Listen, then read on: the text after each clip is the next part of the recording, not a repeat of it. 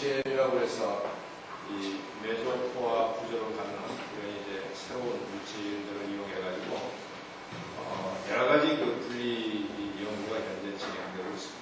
그래서 그중에서 저희들이 하고 있는 이 휘발성 유기 화학에 대한 협력 그리고 흑착 기술에 대한 그런 여기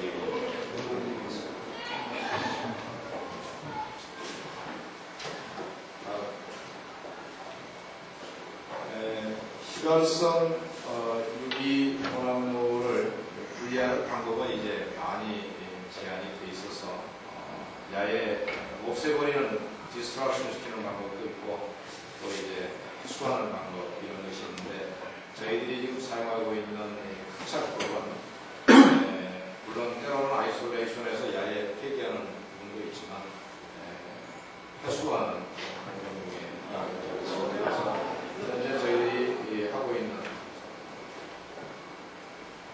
지금 이 루트를 따라서 자기에 의해서 이제 리커버리하는 이런 얘기가 있습니다. 그래서 여러 가지 흑착제를 사용할 수 있는데 현재 각 흑착제 많이 사용하고 있는 흑착제들의 장단점들이 있습니다. 보면은 이 활성탄의 경우에는 우선 이제 조작 자체가 어렵진 않고 또 조작 비용도 낮지만 예를 들어서 컴포스션이랄지 파워라기 이런 또 문제들이 있게 되고요. 대응하는 흑착제로 이제 여러 종류의 흑착제를 생각할 수 있는데 저희들이 메조포로스 머티리얼을 시도를 합니다. 나중에 실험 결과를 보시면 알겠지만 저압에서는 이게 사용하기가 좀 어렵고요. 왜냐하면 고농도로 배출되는 UOC의 경우에는 상당히 효과적으로 이용할 수 있습니다.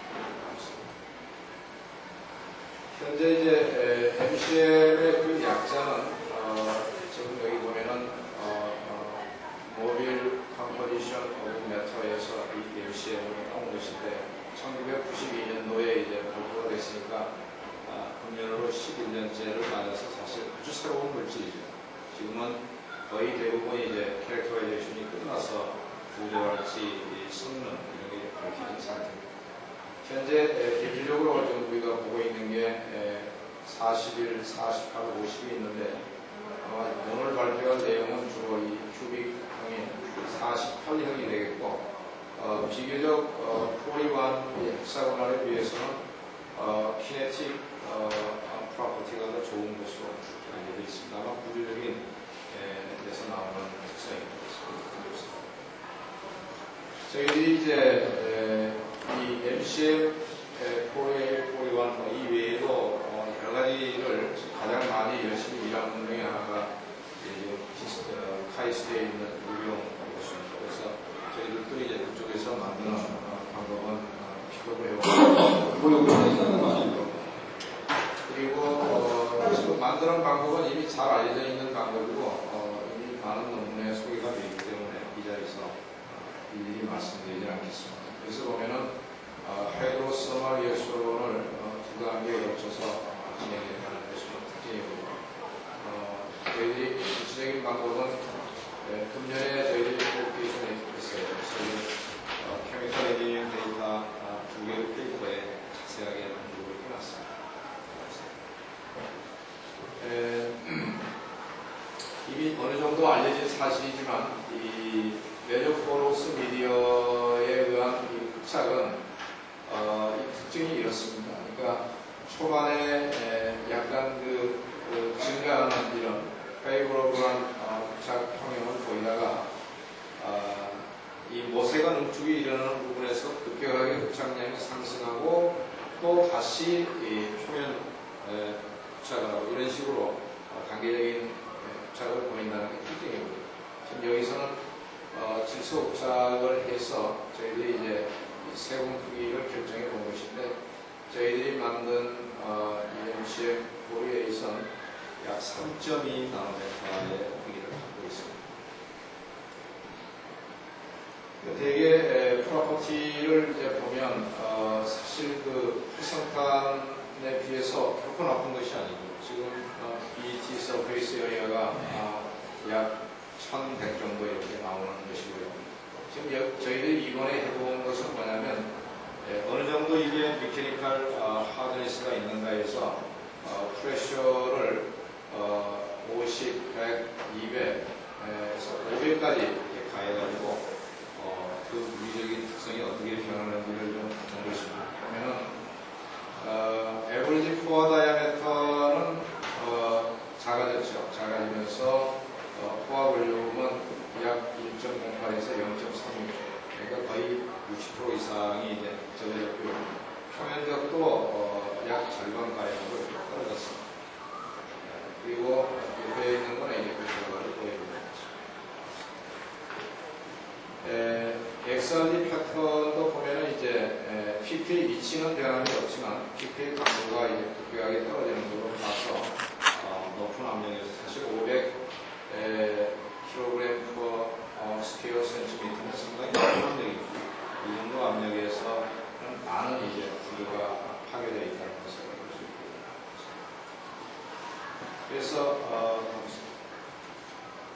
이제 평형에 관한 실험을 저희들이 여기 보여주는 요 장치를 가지고 했습니다. 특징은 이제 스프링 밸런스를 이용한다는 게 특징이고요. 아무래도 기존에 가지고 있는 이제 저희들이 이 마이크로 밸런스에 비해서는 좀 정도는 떨어지지만 사용하는 그 유연성에 대해서 아주 좋은 장치입니다. 이게 이제 저희들이 이 실험을 해서 나온 결과가 여기 이제 데이터 포인트인데, 요 평형 데이터를 좀 제대로 나타낼 수 있는 그런 방법이 사실상 없습니다. 그래서 저희들이 생각했던 게 뭐냐면, 두 개의 아이소섬을, 기존의 아이소섬을 서로 결합시켜가지고 한번 실험 데이터를 해석해보자 해서 주로 하고 있는 방법이 웬미어식하고 스트립스 이퀘이션 또는 우리가 잘 알려진 헨리식하고의 시립스 이퀘이션 이렇게 일종의 결합식을 만들어서 이제 평형 데이터를 선정하고 있는데, 지금 여기에 보이는 이 그림이 뭘 의미하고 있냐면 전체 데이터를 가지고서 이제 결국 하이브리드 이퀘이션의 파라미터들을 에스티메이션한 다음에 그 중에 랭미어 파트만 가지고 프릭션을 해보면 이렇게 나옵니다. 그러니까 결국은 랭미어 이퀘이션은 그 혼합식 안에서도 이 부분을 설명해주고 있다는 겁니다. 그리고 거기서 얻은 스립스 이퀘이션을 가지고 프릭션하는 것이 이 결과가 나옵니다. 그러니까 결합식에 있는 스립스 이퀘이션은 거의 캐피러리 컨덴세이션 부분만 커버를 했는데 두 개를 합쳐놓은 것이 결국은 이런 이제 전체 HC가 나와서 사실상 하나의 인피니컬한 식이긴 하지만 전반적인 실험 데이터를 잘 설명하고 있고, 이후에 보여드리는 이제 파가우천이랄지 여러 가지 그 다이나믹스에 나오는 결과도 거의 완벽하게 설명하고 있습니다. 그래서 조금 이론적인 백그라운드는 없지만 어쨌든 실용적인 면에서는 괜찮은 게 아니냐 이런 생각을 합니다. 방금 설명했던 그 하이브리드 이퀘이션이라는 게 바로 이런 폼으로 나타나는 거고요. 결국은 요식은 랭미어식하고 스립스 이퀘이션이 결합된 이런 식이고, 결국은 파라메타로 본다면 P(1)이 있고 B1이 있고 B(2)가 있고 N에서 4개의 파라메타로 구성되어 있습니다. 그러니까 우리가 실험 데이터를 얻으면 이제 4개의 파라메터를 동시에 익스프레션을 하고, 익스프레션된 파라메터를 차후에 이제 시뮬레이션에 이용한다. 그런 얘기가 되죠. 그리고 때에 따라서는 이제 비동원 흡작을 다루기 위해서는 각각의 파라메터를 전부 이제 온도 이펙트를 고려할 수 있고요. 또 하나 비교한 게 여기 데이터는 잘 보여주지 않았습니다만 두빈이 나스타 프로필 이퀘이션을 써가지고 이것도 역시 결합된 형태로 써서 설명할 그런 방법도 있습니다. 여기 보면 이제 각종 그 흡착제에 대한 이제 아이소섬을 보여주고 있는데 나머지는 다 페이로로 하기 때문에 특징이 없고요. 여기 보여주는 두 가지가 바로 뭐냐면 MCM, 포리원하고 포리에이시 되겠습니다. 특징적인 그런 아이소섬으로 말하고 있습니다.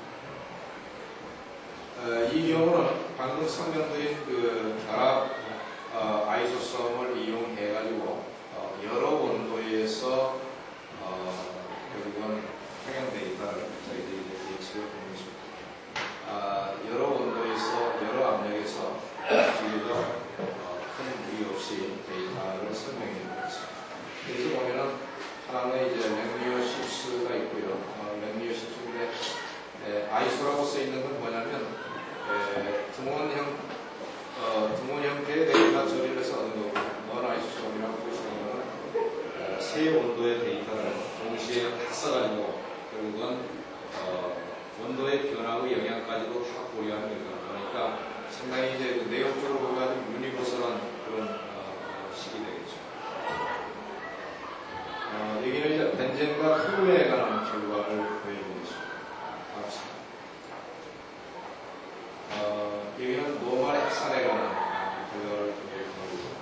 지금 여기서 보면은 전체적으로 흡착량의 그 B가 팔레타이징 프레셔에 따라서 이제 거의 리니하게 보이긴 합니다만 감소하는 걸 보여주고 있고, 결국은 약 70%까지 이렇게 이제 떨어진다는 걸 보여주고, 그건 뭐냐면 팔레타이징을 할 때 우리가 압력을 500kg 스퀘어 센티미터 정도까지 이렇게 압력을 가하면 결국은 심한 경우는 이 30% 정도밖에 흡착 능력이 남지 않는다, 그런 얘기가 되겠습니다. 기둥원 쪽에 우리가 시뮬레이션이나 계산을 해보려면 이제 아이소스터릭 히터에서 좀 필요한데, 저희들이 크라우디우스 크라프 이런 방법에 의해서 보여준 것입니다. 보면은 대개 약 40에서 60 40에서 한 50 정도 킬로 줄퍼몰 정도의 값이 나오고요. 그 변화가 크게 심하지는 않다는 걸 알 수 있습니다. 그 다음에 이제 또 하나 우리가 이제 흡착 일에서 관심을 보여주는 게 이제 물에 관한 것인데, 참 물이라는 성분이 혼합물 속에 들어있으면 아주 귀찮은 문제거든요. 그래서 얼마나 이론에 맞지도 않고 혼합 상태로 있으면 다른 성분에 관한 설명도 거의 불가능하게 됩니다.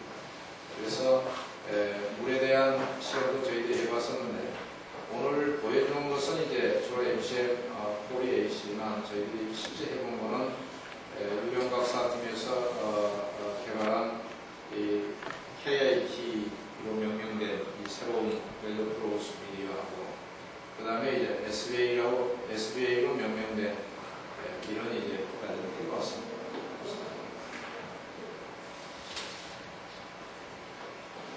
물에 대한 그 흡착 평형 결과를 보면 5가지의 모든 우리가 해왔던 이 웰더프로스 미디어 안에서는 거의 유사한 이런 흡착 평형 데이터를 보여주고 있습니다. 그러니까 초기에 선형 내지는 약간 페이버러블한 그런 흡착량을 보이다가 급격한 응축이 일어나고, 다시 또 응축이 끝난 이후에 약간의 표면 흡착이 진행되는 이런 모습으로, 아까 우리 이제 VOC 있을 때는 차이가 없죠. 아주 유사한 결과를 보여줍니다. 이거는 이제 물의 경우에 여러 온도에서 결과를 보여주는 겁니다. 온도가 아주 높은 이 이후에 지금 이 그림에서 우리가 예측할 수 있듯이, 만약 온도 P0분의 P가 여기서 1에서 이제 더 이상 신고를 할 수 없기 때문에 그러는데, 특수한 성분을 해보면 아주 온도가 압력이 올라가거나 또 온도를 보면은 이 높은 온도를 했을 때는 이런 이제 응축 현상이 안 나타나는 경우도 존재할 수 있죠. 그래서 이 지금 높은 온도 약 313도 이상의 온도에서는 결국은 세츄레이션 프레셔가 될 때까지 이 선형적인 이런 이제 평형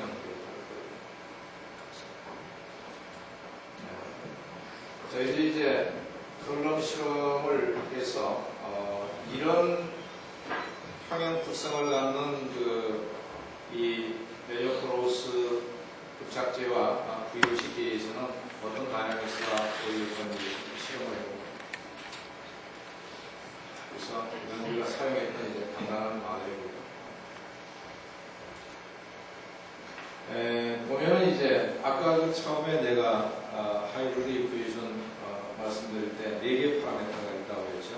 Q 서브 M이 결국은 이제 우리가 이 맥미어식에서 얘기한다면 모노레이어 세츄레이션 카퍼시티에 해당되는 것인데 여기서는 어떤 하여간 특정 기준이 되는 특정 양이라고 보면 이 QM에 관한 이펙트를 보면 실제 파로 곡선에 이런 영향을 줍니다. 물론 QM 값이 커지면 증가, 결국은 중추가는 미전의 크기가 변한다 볼 수 있고요. 이건 평형량이고, 파곡선으로 보면은 모형은 비슷한데 이게 이제 QM이 증가하면서 파가되는 시간이 이제 짧아지는 걸 볼 수 있습니다. B와는 두 개의 이 혼합된 식에서 램미어 파트의 수가는 상수가 되겠습니다. B완을 변화시켰을 때 극착 평형 데이터하고 또 파과 곡선에는 어떤 영향을 줄 건지 보면 이와 같은 변화를 주고 있습니다. 다음 슬라이드. 바로 전에 보면 거기 하나 코멘트 되는 게 뭐냐면 B1의 값이 바뀐다 하더라도 캐피러리 컨덴세이션이 일어나고 있는 그 압력 부위는 시프트되지 않는다는 걸 보여줍니다.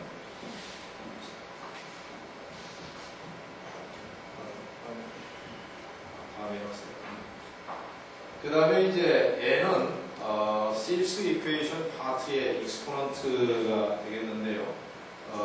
N을 바뀌었을 때는 지금 이 부분은 변화가 없죠. 다만 캐피러리 컨덴세이션이 일어나고 있는 이 부분이 낮은 쪽으로, 압력이 낮은 쪽으로 시프트 된다는 것을 보여주고요. 화가곡선에서도 특히 이 부분은 캐피러리 컨덴세이션에 비해서 지배하는 부분이 크게 변화하는 것을 보여줍니다. 요거는 방금 우리가 보여드렸던 4가지 경우를 상호 비교해 보기 위해서 한 그림에 집어넣은 것입니다. 그래서 이제 여러 종류의 우리가 실험을 했었지만 그 중에서도 특히 이제 트리클로로 에츄엔에 대한 브레스루 커브를 지금 여기 한번 보여주는 겁니다. 이 평형 데이터 중에서 바로 이 아랫부분, 아까 우리가 램미어 아이소섬이 거의 지배해주는 부분하고 이 부분은 이제 스펙터리 컨덴세이션이 이미 지나온 것이기 때문에 이 압력으로 보면 두 개의 이제 아이소섬이 다 관여하는 지역입니다. 그래서 이 압력, 낮은 압력에서 우리가 한번 브레스루 커브를 그려봤더니 이 브레스루 커브는 우리가 평소에 싱글 컴포넌트 브레스루 커브처럼 하나의 스텝을 이루면서 실험 데이터가 이렇게 얻어졌고요. 바로 시뮬레이션 결과도 그렇게 나옵니다. 그런데 압력을 지금 5.07kPa 이 압력 이치에서 만일 파가 실험을 해보면 바로 이런 프로가 나오는 것이죠.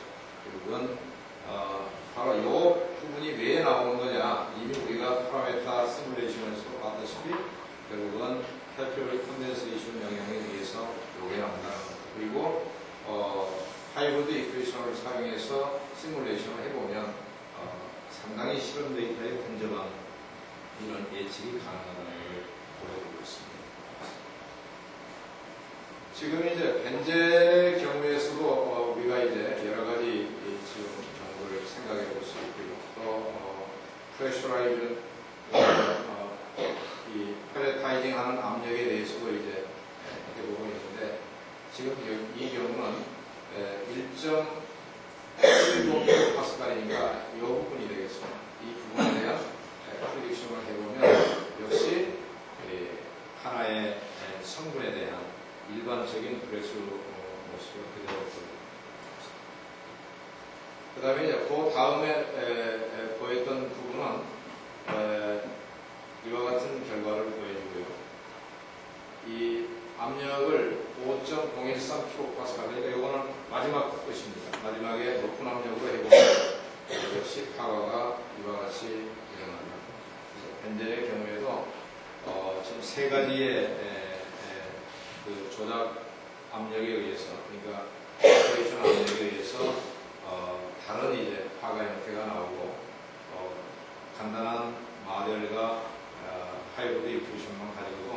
세 가지의 서로 다른 과거를 설명을 잘할 수 있습니다. 그래서 이제 concentration 프로파일을 보여준 거고요. 각 압력에 대해서 헤드 안에서 어떤 변화가 있는 걸 보여줍니다. 이거는 이제 디스옵션도 저희들이 해봤는데 프리딕션을 해본 건 아니고요. 그 시험 결과만 보여주는 것입니다. 약 100도 정도 이렇게 되면 상당히 짧은 시간 내에 이제 디스옵션 자꾸 전부 일어나기 때문에 좋은 것 같습니다. 국제에 따라서는 이제 온도가 올라가면 디컴포지션 하기 때문에 아마 탈착에서 리커버리하는 시간이 적어도 2시간 이상 걸리지 않겠나 싶습니다. 그래서 지금까지 말씀드린 것을 간단하게 이제 정리를 해보면 우리가 사용하고 있는 메조크로스 미디어에서의 이런 휘발성 유리물의 부착 등물질은 대개 이웃과학 분리법에 의해서 네 번째 타입에 해당이 되고요. 이런 VOC나 베이퍼에 대한 부착 평형은 하나의 어떤 그 독립된 지금까지 잘 알려진 부착 등물식으로는 설명이 불가능하고 편리하게 냉면이나 칩스, 캔디 칩스 또는 인호모지니어스 DA 이퀘이션 가지고는 그런 식으로 설명이 가능했습니다. 특히 냉미어 칩스, 캔디 칩스는 상당히 이제 유용한 표현인 것 같고요. 저희들이 이 펠레타이징 압력을 500kg 스퀘어 센티미터까지 올렸을 때는 약 65% 정도의 그런 경감이 됐습니다. 부착량의 경감이 있었습니다. 그리고 비교적 전체적인 하이브리드 이퀘이션을 가지고 전체적인 브렉스루를 잘 설명할 수 있었고요. 이런 건 앞으로 이제 VOC를 제거하기 위한 여러 가지 헤드나 또는 분리장치에 관한 시뮬레이션 그리고 오티마이제이션 그리고 설계에 충분히 이용할 수 있는 것으로 이렇게 생각이 됩니다.